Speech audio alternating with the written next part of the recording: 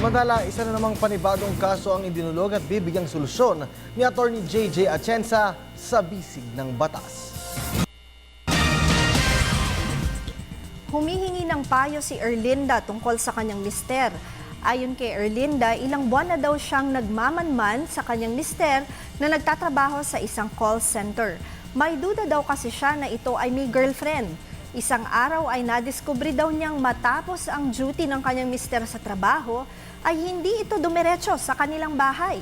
Bagkus ay umuwi ito sa isang apartment at laking gulat niya nang salubungin ito ng isang babae at magkahawak kamay na pumasok sa loob nito.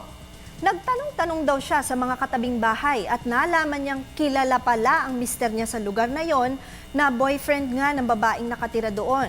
Itinatanong ni Erlinda kung maaari daw ba niyang idemanda ng concubinage ang asawa niya.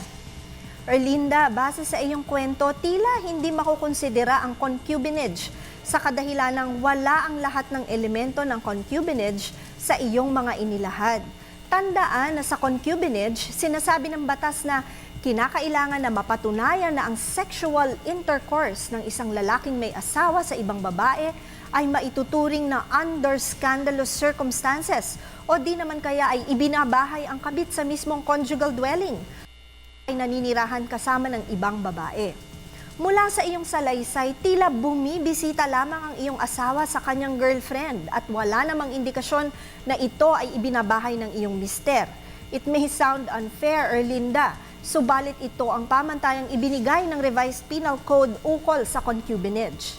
Mas makabubuti siguro na mag-usap kayo ng masinsinan ng iyong asawa at sabihin mo sa kanya ang iyong nadiskubre tungkol sa kanya.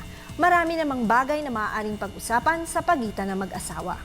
Maraming salamat sa pagtitiwala ninyo sa Telebisyon ng Bayan. Tandaan lamang na ang aming opinyon ay base sa mga impormasyong inyong ibinigay sa amin, pero maaari po kayong lumapit sa inyong abogado tungkol dito. Mag-email lamang sa ptv4newscenter@gmail.com. Attorney JJ Jimeno Atienza, ang inyong bisig ng batas.